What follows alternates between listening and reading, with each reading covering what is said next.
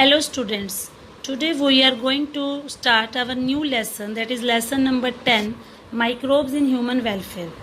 Microbes कोई नया word नहीं है, आप बहुत टाइम से सुनते आ रहे हो. Microbes are also known as micro organisms, जिन्हें आप हिंदी में सूक्ष्म जीव के नाम से पढ़ चुके हो.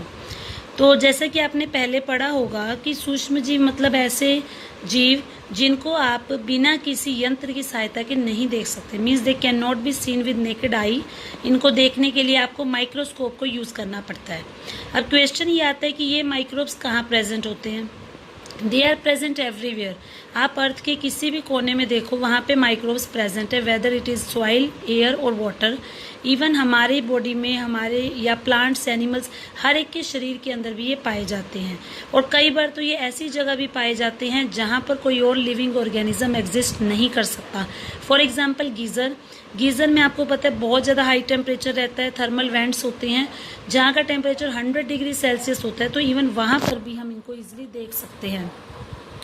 और इवन जो स्नो होती है, मतलब जो बर्फ़ होती है जिसकी बहुत सारी लेयर्स है, जिसमें बहुत ज़्यादा ठंड रहती है, एक्सट्रीमली लो टेम्परेचर रहता है, कुछ माइक्रोब्स ऐसे हैं जो वहाँ पर भी पाए जाते हैं. अब आता है कि ये माइक्रोब्स कितने टाइप के हैं. दे आर डाइवर्स, मतलब इनकी बहुत सारी वैरायटी है. जनरली आपने अपनी 8th क्लास में पढ़ा होगा कि 5 टाइप के माइक्रोब्स होते हैं: bacteria, algae, fungi, protozoa and viruses. तो वही सारे माइक्रोब्स हम यहीं पे पढ़ते हैं. इसके अलावा एक और है जिसमें आता है वायरियोइड्स या प्रियॉन्स, जिसके बारे में आप लोग 11th क्लास में भी पढ़ चुके हो. ये भी प्रोटीनेशियस इन्फेक्शियस एजेंट्स हैं और इनको भी हम माइक्रोब्स की कैटेगरी में ही रख सकते हैं. माइक्रोब्स को जरूरी नहीं है कि वो हर जगह नेचुरली ही ग्रो कर सकते हैं. हम माइक्रोब्स को चाहें तो लैब में भी न्यूट्रिटिव मीडिया पर ग्रो करके उसकी कॉलोनीज बना सकते हैं. न्यूट्रिटिव मीडिया क्या होता है? जब हम लैब में काम करते हैं तो वहाँ पर हमारे पास कुछ मटेरियल्स होते हैं, केमिकल्स होते हैं, जैसे अगार, एग्रोज, जो कि बिल्कुल पाउडर लाइक होते हैं, और इनको जब हम बफर में मिक्स करते हैं तो हम एक जेली लाइक सब्सटेंस बना सकते हैं. तो उसमें अगर आप एक जगह किसी माइक्रोब को डालोगे तो आप देखोगे धीरे धीरे वो मल्टीप्लाई करके अपनी बहुत सारी कॉलोनीज भी बना सकते हैं. तो जनरली जब हमें माइक्रोब्स को स्टडी करना होता है तो हम इस टेक्निक को यूज़ करते हैं. उसके बाद नेक्स्ट पिक्चर पे आपको माइक्रोब्स के बहुत सारे डायग्राम्स दिखाए गए हैं. यहाँ पे जो फिगर 10.1 है वहाँ पर हमें डिफरेंट टाइप के बैक्टीरिया दिखाए हुए हैं. आप बच्चों ने लास्ट ईयर पढ़ा होगा कि बैक्टीरिया की जनरली 4 शेप्स होती हैं. रोड शेप भी हो सकते हैं, कॉकस शेप भी हो सकते हैं, कोमा शेप भी हो सकते हैं, स्फेरिकल भी हो सकते हैं. तो यहाँ पर वही हमें दिखाया हुआ है कि रोड शेप बैक्टीरिया किस तरह से लगता है, स्फेरिकल बैक्टीरिया किस तरह से लगता है. इसी तरह से नेक्स्ट पिक्चर में आपको वायरसेस दिखाए हुए हैं. Viruses again are of many types. जो फर्स्ट पिक्चर है that is of a bacteriophage, then second picture is of a adeno virus, and then third picture is of a TMV, rod shaped tobacco mosaic virus. तो it means कि इनमें भी आगे बहुत सारी variety हम देख सकते हैं. उसके बाद जो आपको फिगर 10.3 दिखाई गई है, इसमें हमें ये दिखाया है कि जब हम किसी पेट्री डिश में बैक्टीरिया को ग्रो करते हैं तो उसकी कॉलोनीज हमें कैसी दिखती हैं. और नेक्स्ट पिक्चर में हमें ये दिखाया हुआ है कि अगर आप किसी पेट्री डिश में फंगस को ग्रो करते हो तो उसकी कॉलोनीज किस तरह से बन जाती हैं. तो अभी तक हम ये पढ़ते आए थे 8th लेसन में कि जो माइक्रोब्स हैं उनसे सिर्फ ह्यूमन बींग्स में बीमारियां ही होती हैं, वो हमारे लिए हार्मफुल ही होते हैं, उनका हमारे लिए कोई यूज़ नहीं है. बट एक्चुअल में देखा जाए तो microbes are both useful and harmful. तो इस चैप्टर में बेसिकली हम यही पढ़ने वाले हैं कि जो माइक्रोब्स हैं उन्हें हम अपने वेलफेयर के लिए, अपने फ़ायदे के लिए किस तरह से ग्रो कर सकते हैं या किस तरह से यूज़ कर सकते हैं. तो इसमें आपको कुछ सब कैटेगरीज दी हुई हैं जिसमें आपको ये बता रखा है कि डिफरेंट एरियाज में क्या हमें माइक्रोब्स का यूज़ दिखता है. तो सबसे पहले इसमें आता है microbes in house hold products, कि जनरली जो हम घर में चीज़ें इस्तेमाल करते हैं उनको बनाने में किस तरह से माइक्रोब्स यूज़ होते हैं. दही आप सब बच्चों ने खा रखी है.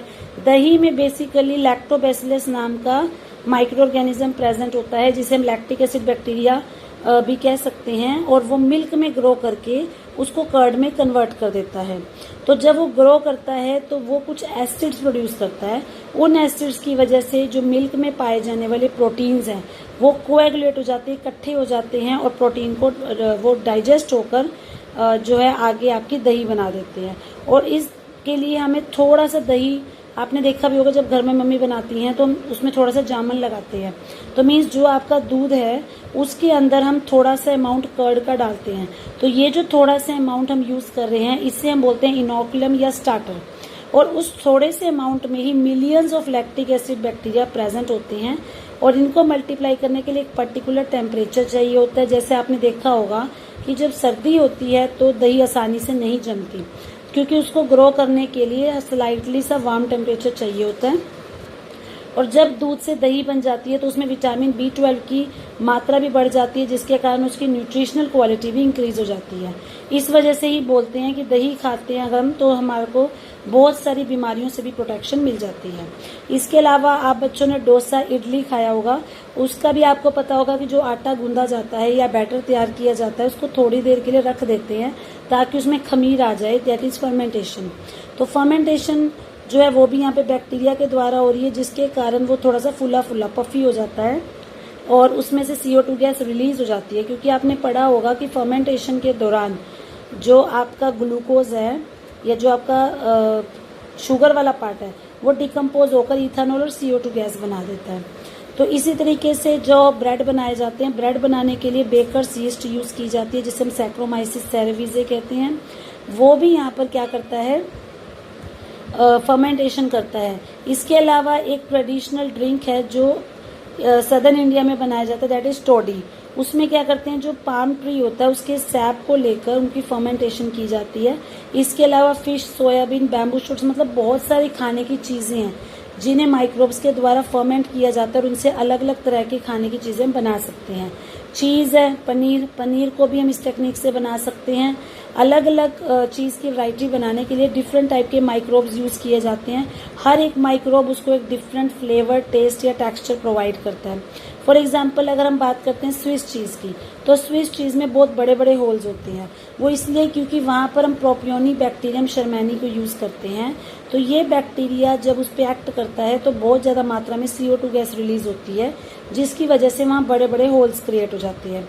इसी तरह से रॉकफोर्ड चीज़ है, उसको बनाने के लिए एक स्पेसिफिक फंगस को यूज़ किया जाता है। तो इट मीन्स अलग अलग वैरायटी ऑफ चीज़ प्रोड्यूस करने के लिए हम अलग अलग माइक्रोब्स को यूज़ कर सकते हैं। तो यहाँ पर हमने पढ़ा था कि माइक्रोब्स को हम हाउस होल्ड प्रोडक्ट्स के लिए कैसे इस्तेमाल कर सकते हैं।